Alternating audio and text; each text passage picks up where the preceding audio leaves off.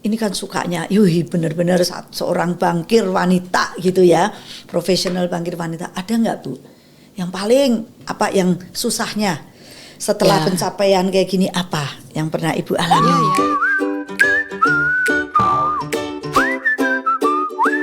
Satu ketika saya itu ada di kepengurusan satu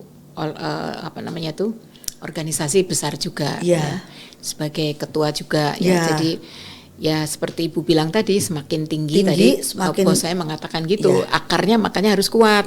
Karena kalau enggak terpa angin itu pohon bisa tumbang gitu. Jadi ya disitulah saya pikir, kan saya belum ngerti akarnya itu bagaimana. Ternyata itu adalah kombinasi ya dari pasrah tapi fight. Ya, pasrahnya itu ya gimana lagi kalau memang harus dijalani. Tapi kalau yang namanya fight itu semangat ya. Jadi jangan sampai kita itu pasrah tapi nggak semangat gitu. Itu yang kadang-kadang sulit juga sih untuk menemukan formula yang pas. Itu Bu. Pasrah dan semangat. Kadang-kadang kepasrahan itu bikin orang kurang semangat, kurang semangat. Enggak gitu. Pasrah itu oke, saya jalani gitu ya. Tapi kalau semangat itu nggak bisa ditawar ya. Memang itu ceritanya adalah ketika saya memimpin satu organisasi, ternyata ya biasalah ada mungkin tidak sependapat, tidak suka dan sebagainya ya. Sehingga akhirnya dicarilah oleh seseorang sesuatu yang ada kaitannya dengan perbankan. Karena kalau dicari di situ, saya di organisasi itu sudah diperiksa oleh BPK, sudah itu semuanya itu sudah dalam keadaan yang on the track semuanya. Karena aturan-aturan itu kita perbarui, kita bikin seperti kayak aturan perbankan, itu sudah dijalani semua, sehingga mungkin tidak bisa ditemukan lah ya. Nah, sasarannya tentu yang masalah di bank. Nah, kalau di bank itu kan nggak mungkin nggak ada kredit bermasalah, kredit macet nggak ada. Ya macam-macam lah sebabnya. Dan itu diambillah satu kasus gitu yang ya dijadikan satu kambing hitam. Ya cerita lah gitu. Padahal kalau yang tahu bagaimana satu kredit itu diproses, bagaimana itu dibukukan dan sebagainya, kalau dilihat peran saya dari situ tuh ya boleh dikatakan ya tidak besar ya, tetapi memang yang memberi keputusan akhir setelah melalui 19 penanda tangan. Gitu, dan tidak ada catatan apapun ya. Tapi kebetulan mengalami masalah karena bisnis itu juga bisa aja ya satu bisnis saat itu mungkin mengalami masalah dan hitam sebagainya. Hitam jadi putih, putih jadi hitam. Dan itu ya itulah kasus itu yang terus, kemudian dijadikan. Itu membuat Ibu? Ya akhirnya karena macet ya sebagai direktur utama saya harus bertanggung jawab. Lah harus ngeganti. Diganti dengan masa tahanan. Iya, jadi yang benar Bu. Betul, dan tujuannya Ibu yang seperti ini, yang istilahnya nih saya kenal innocent, lembut, nggak mungkin gitu loh. Ya itu namanya mungkin yang namanya takdir atau apapun yang harus saya jalani. Nah, disitulah yang namanya kepasrahan tadi ya, karena tentu tadinya melawan juga ya. Jadi saya nggak kebayang. Terus proses persidangannya, kemudian bagaimana katakanlah di kejaksaan, di instansi-instansi terkait itu, ya namanya menjalani proses hukum seperti apa. Dan jadi, Ibu, tapi yang paling sedih ya waktu itu adalah karena tuduhannya adalah korupsi.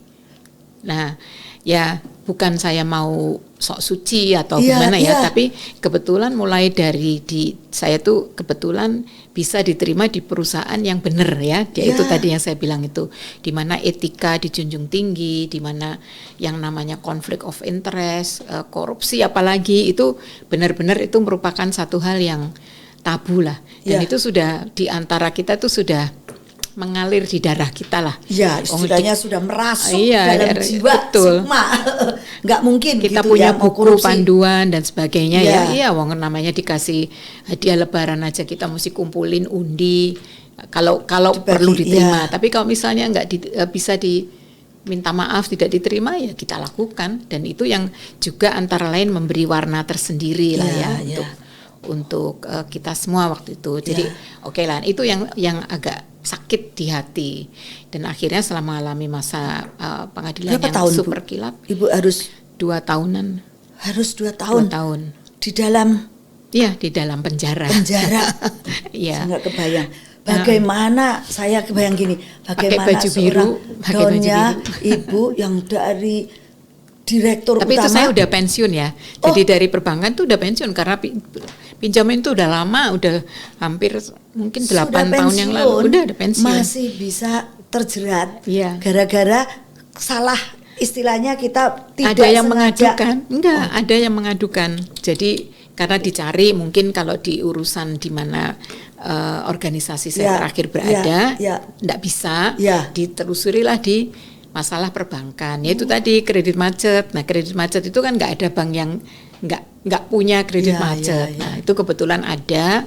Nah, itulah di zaman saya 10 tahun, 8 sampai 10 tahun yang Ya. lalu lah. Itu saya memang ikut tanda tangan dan itu dibilang adalah Kejahatan. ya dibilang karena macet Bersekongkol. itu bersekongkol membuat orang lain kaya, memperkaya orang lain. Ya. Jadi tidak terbukti karena semua rekening saya dibekukan, diperiksa dan sebagainya. Padahal kan? sudah tidak terbukti bersalah, masih tetap Oh itu bisa. itu merupakan satu proses dari menuju ke situ. Oh. Itu dibilang tidak ditemukan sih. Iya. Ya tidak ditemukan apa sih ada uang aliran masuk Ya. atau apa yang masuk ya gaji doang. Fight nggak, Bu? Hah? Ibu fight nggak? Oh iya, Misalnya ada beberapa pengacara, teman-teman semuanya ya. Tapi ya Tetap harus. Setahu saya itu memang saya harus masuk. Itu. Jadi ya masuk aja. Anak-anak gimana, Bu? Proses penangkapan itu yang juga masih agak Sakit ya? sedih ya kalau saya ini Yalah, karena saya seorang pulang ibunya dari yang mungkin dulu dibanggakan terus ditangkap gitu kan, perasaan saya juga bisa iya. bagaimana sedihnya kalau kita orang yang benar dan akhirnya terperosok untuk kayak begitu, rasanya kayak nggak mungkin gitu. Ya prosesnya itulah Ya. yang cukup alot ya. Ya. Artinya alot diterima.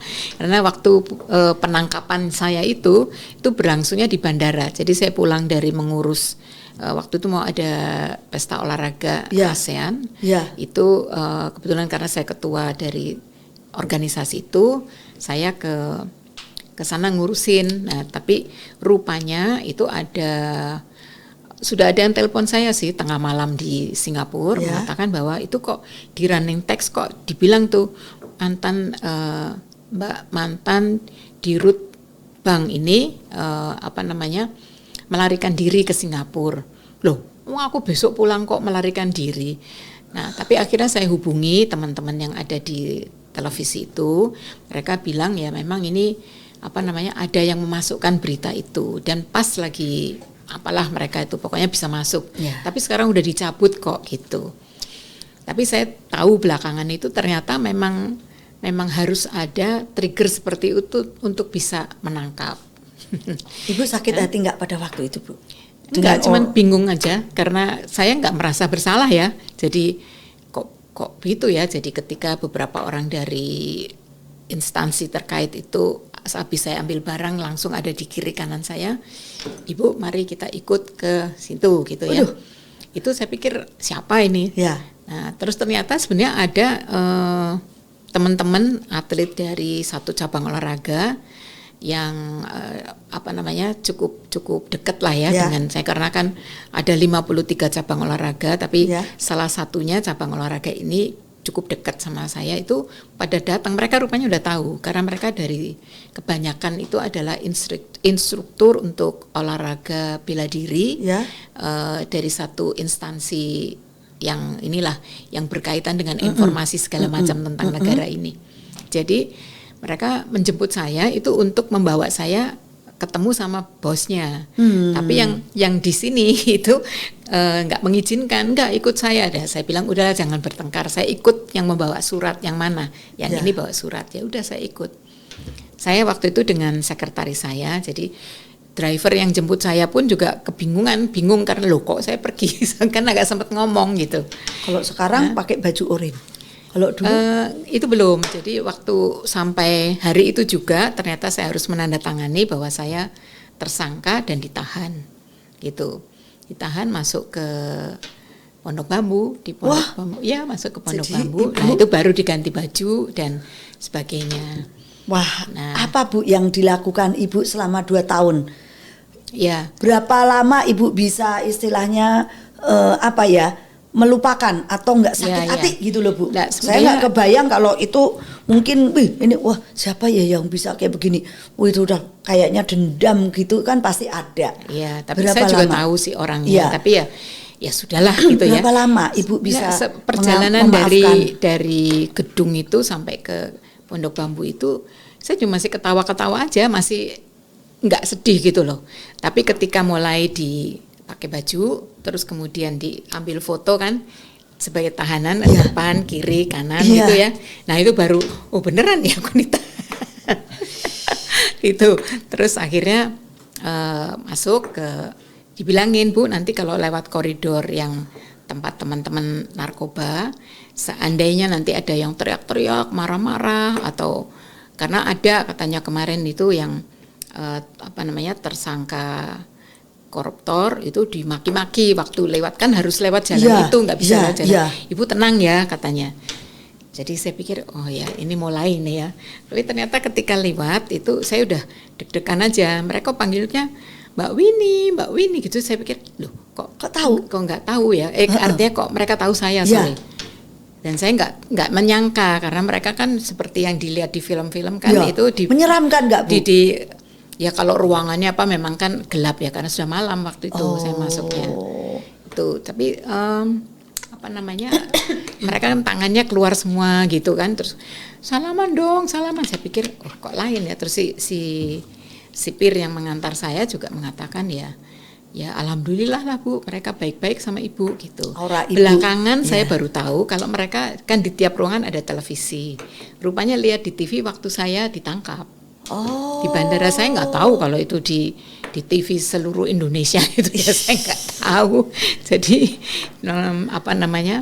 itu proses masuknya. Oke lah. Jadi selama ya mungkin seminggu lah itu saya Sedih memang ya, Bu? merasa Perasaan down. Tapi teman-teman di situ tuh ternyata baik-baik. Bahkan tempat tidur saya ditatain ya kan, nggak tahu lah, saya juga nggak ngerti. Jadi sebelah saya karena itu isinya satu ruangan tuh 23 orang ya, jadi agak seperti pindang kan tidurnya. Segitu tapi ya. semua itu baik-baik gitu. Dan waktu itu kan saya belum makan. Ya. Itu mereka kan makan sama-sama ya. Itu saya kan belum termasuk nomor saya, mungkin belum ada jatah Iya, saya. iya. Itu dikasih makanan pertama kali saya makan dari penjara lah ya. Enak Bu, makanannya. Ya karena lapar enak aja. Ya, Dan nggak yang penting kebayang. mereka semuanya baik. Jadi ada Ya. yang kasih ayam, bukan ayam sih, apa sih namanya? Kayak berkedel gitulah. Layak ya makanannya pun juga nggak sampai yang kayak Enggak kita biasa ini, aja sih, biasa artinya ya oke lah, kayak lah. beli di warteg Iya. mungkin ya gitu. Terus mereka juga ada yang, karena itu karantina ya, jadi kita kan harus menyesuaikan diri. Oh. Masuk karantina kira-kira ya seminggu 10 hari, Ya, nggak boleh ditengok, nggak ya. boleh apa itu. Ya. Tapi paginya itu yang pada teriak-teriak itu datang, kemudian kasih selamat datang ya Bu, tapi itu beli ini ya, beli rupanya mereka dagangan. Ya kan saya nggak bawa uang, jadi tapi Nggak boleh bawa uang, jadi boleh sih, tapi Boleh. waktu itu nggak sempet kan, Ya, karena sekretaris saya begitu selesai beresin, untung saya baru pergi, jadi yang bisa saya bawa itu lumayan lah. Kalau Ya. misalnya dadakan gitu kan Ya. mungkin juga nggak siap ya. terus anak-anak udah tahu langsung. Jadi anak saya di gedung tadi itu sudah menunggu dengan teman-teman pengacara yang nggak tahu lah dapat dari mana. Saya juga waktu itu masih bingung ya, nggak tahu. Ternyata teman perbankan itu mengirimkan, pokoknya di luar tuh berkumpul sekitar 16 orang. Tapi itu yang juga menjadi komentar gitu. Ada seorang yang datang, ngapain kirim-kirim pengacara segitu banyak loh. Saya nggak tahu Pak, saya bilang gitu ya. Ya apa namanya, mungkin dari teman-teman, dan memang teman-teman saya yang di perbankan ya mungkin mereka dulu simpatik sama ibu karena menganggap ya, ibu prestasinya bagus ya pasti solidaritas lah Bu, ya artinya tuh itu yang mengharukan. Ya, jadi nggak terima gitu, nggak mungkin ibu dan sampai ini, saat gitu. ini sampai saya keluar pun itu juga yang tadinya saya khawatir ada yang masih mau kenal saya nggak ya gitu ya. ternyata enggak ya, biasa aja. Semua bahkan menganggap ya artinya mereka Ibu maklum aja, baik, enggak ya. mungkin saya korupsi tuh, enggak Iya, mungkin iya. katanya gitu. Itu Aduh, aja. saya kalau dengar cerita ibu yang saya tuh nggak akan nyangka gitu loh, seorang ibu yang halus begini bisa Ya. sampai Tapi masuk sel. banyak hikmahnya kok Bu. Jadi di penjara itu kan saya lihat banyak sekali macam jenis orang ya. Ya. Mungkin selama ini hanya bergaul dengan kalangan bankir Ya, yang ya. cantik-cantik, bau wangi. Ya, Ya. di situ juga banyak juga yang cantik-cantik ya. Terutama misalnya dari kalangan narkoba itu ya, itu kasihanlah mereka itu ya. Jadi Ya. apa namanya?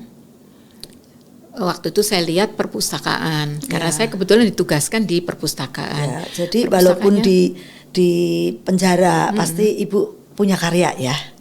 Saya sih pikir begitu ya, tapi Ya. ya terserah, itu kan penilaian orang Ya, apakah itu karya ya, atau enggak. ya, Tapi yang ya. jelas bisa menerbitkan 2 buku, bukan saya yang nulis ya, Ya. ada tulisan saya, Ya. tapi itu adalah hasil dari kerjasama dengan Gramedia yang menugaskan seorang senior editornya Ya. untuk datang apa yang bisa dilakukan. Oh, Jadi oke. akhirnya kita bikin kelas-kelas untuk menulis.